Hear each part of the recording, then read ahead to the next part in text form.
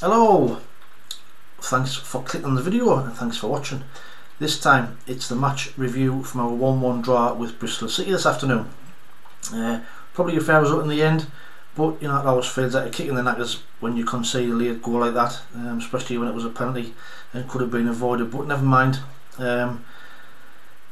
We move on to Tuesday night, but you know, it was a fair result in the end, I thought. But team selection wise, so we started off, we had Anthony Patterson in goal, we had Trey Hume, Danny Batt, Dan Ballard, Adji Alicia, we had Michu and Dan Neil in the middle, with Patrick Roberts, Jack Clark, Ahmad and Joe Gelthardt up front. Now I thought he might have made a couple of changes. I thought, you know, Luke O'Neill might have kept his place in midfield, and I thought Dennis Circle might have came in, but we played the same team that played against Millwall, and if I'm honest, we looked a little bit leggy. We were offered, you know, fair play to Bristol City. They came with a game plan, I thought, today. They didn't play any centre forwards. You know, their three main forwards were on the bench.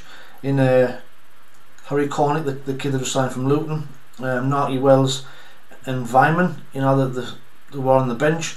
So, you know, you can see Pearson done his homework. You know, he worked out, or he knew, you know, our danger came down the both flanks with Ahmad and Clark and Roberts, and he's doubled up on us really. You know, and it kind of worked. The first 15-20 minutes we couldn't get into the game, we couldn't find any space, and it was probably about quarter of an hour, 20 minutes before the front three got any sort of meaningful touches in the game, if I'm honest. You know, the highlight of the first half was probably Dan Ballard. You know, their unfortunate lad who was on the touchline getting treatment, who got stretchered off. You know, he's on the side of the pitch. Dan Ballard loops the ball down right on top of the physio's head, you know, which was absolutely hilarious. But you know, it says it all when that's the highlight of the first half, as far as we're concerned anyway. You know, they were unfortunate not to go in 1-0 up. You know, the shot where they cut inside, I think it takes a deflection, hits the inside of the post, trickles along the line and guns out for a corner to them. So very unlucky, you know, but fair play to them that they look dangerous. They remind us a little bit like us really. They're a young, energetic side, you know, and they rely quite a bit on their wingers as well. So, you know, fair play to Nigel Pearson, and his game plan in the first 15-20 minutes worked. I thought then we started to get into the game a little bit. I thought the last 15 minutes of the first half we looked better. We started creating a little bit more space. We looked moving the ball faster. I thought Michu in the first half was absolutely tremendous. I thought he had a great first half. You know, he was getting in on the ball. He was making things happen. He was making forward runs. And that's what we need to do. You know, when the two wings are getting you know doubled up on, there's no space out there, so we should be trying to exploit the middle of the pitch. And Michu tried to do that. I thought Dan Neil was good and all. You know, he was trying to get on the ball as well. He's tackling, and the way he gets about the pitch is getting better as well. So even though it was a sloppy first half, I thought them two stood out. But you see, we got a 0-0, bit of a nothing first half, and I was hoping Tony Mowbray would, you know, put some fight into the lads and get them to move the ball quicker and look a little bit more lively. But they came out straight from the kick-off, and I think they created another couple of chances straight from the kick-off, and I thought this is going to be you know, we could quite easily get beat here, because they were looking really, really dangerous. But then, you know, we got into the game, and even though Gelthardt struggled today, he was heavily involved with the goal. He gets the ball in the middle of the pitch, plays it down to Jack Clark. Jack Clark cuts inside and rifles a shot right at the top right hand corner. You know, it's an absolutely great goal, and he's got that in his locker. I just wish he would do it more often. But you know, that's why he's in the side. He's on a red hot streak of scoring at the moment, so that's why he keeps his place. Yes, he can be frustrating at times, but you know, when he's putting goals in like that, you can't really leave him out. It was a fantastic strike, and I was hoping we would hang on after that, you know. And after that, we had a couple of chances to maybe kill the game off. You know, if Ahmad had took a shot on his right foot, and we had another couple of sniffs, you know, after that. You know, a couple of chances where we got a shot away, they got a couple of blocks in, and we really should have killed the game off, if I'm honest. If we scored again, it would have been game over. But they then made 3 substitutions. You know, they brought the 3 lads, and I spoke about earlier. You know, Vyman, Cornick and Narty Wells came on, and to be fair, they looked decent. You know, Narty Wells has always been a decent player at this level. Harry Cornick scored goals at Luton, and obviously Vyman's been a great servant for them, you know. He scored against us down there, I think. So when they came on, I was a bit worried, thinking, you know, not 3 players you want to see coming off the bench for them. But you know, they kept on creating chances. You know, they kept on getting down the wide outside. We kept on giving sloppy free kicks away like we have done. And then, you know, a hilarious moment in the second half. We have a corner. It gets played out. Luke 19's chasing their player back and ends up getting a Piggy back. Typical Luke 19. Obviously gets a yellow card for it, but he took one for the team because they were on a fast breakaway. And then you get injury time and you think you might just hang on, and then obviously it's a killer blow. And typical Sunderland, you know, I think Bristol City have not had a penalty for something like 460 odd days. You know, in the playoffs, you know what's going to happen. But you know, it could have been avoided. I've seen the footage back. It's actually a foul on Trey Hume outside the box.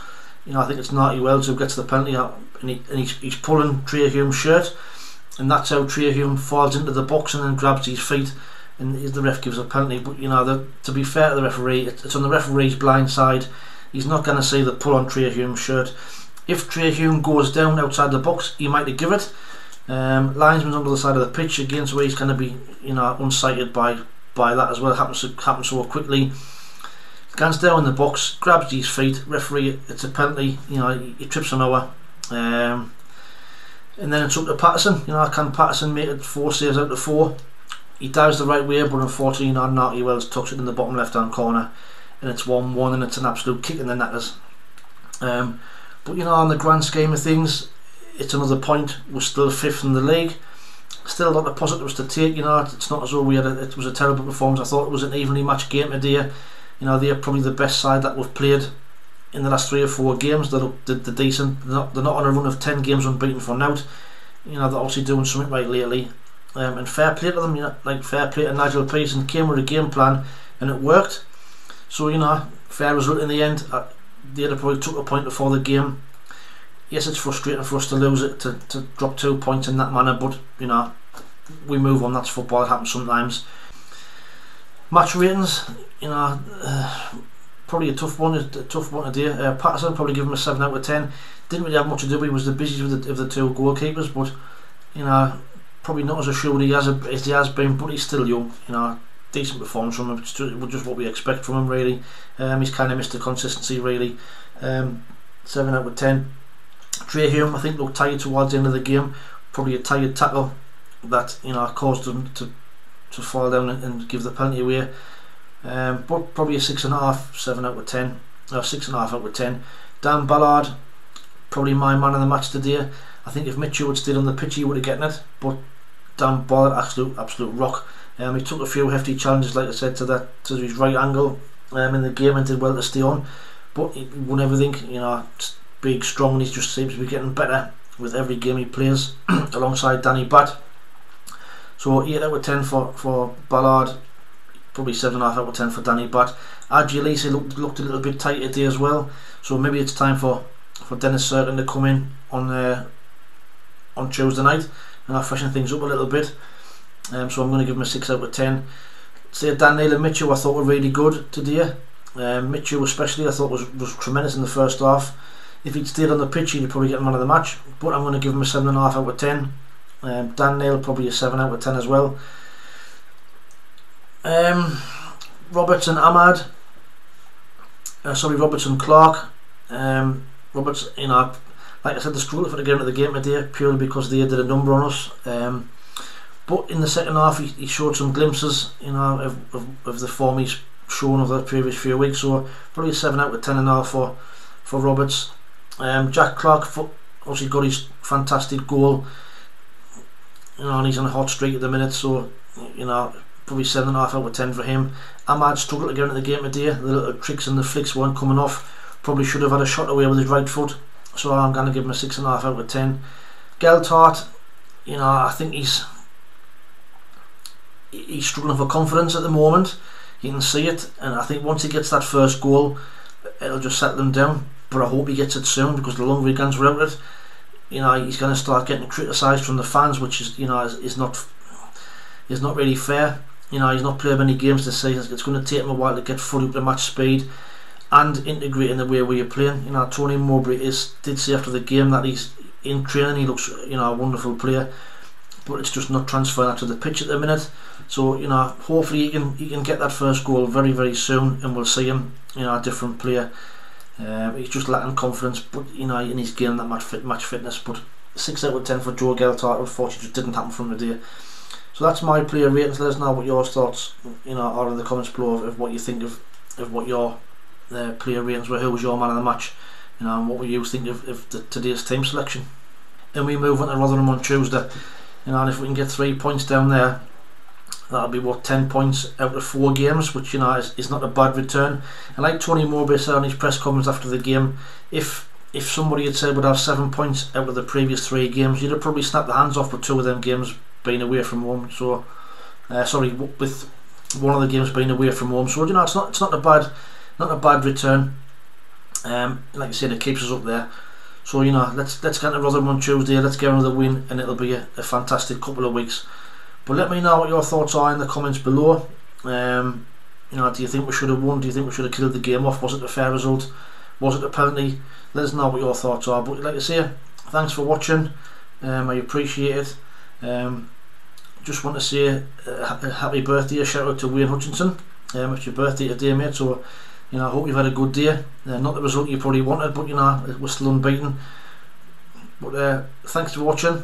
Appreciate you taking the time to watch the videos. Please like and subscribe if you haven't already. We're trying to get to 500 by the end of the year. If we can, it'll be a fantastic achievement. So, but thanks to everybody who's subscribed already. Really appreciate it. But as always, until the match preview video against Rotherham, which will be out Monday or Tuesday. Thanks for watching. Take it easy. Stay safe, and we'll speak soon. Ta-ra.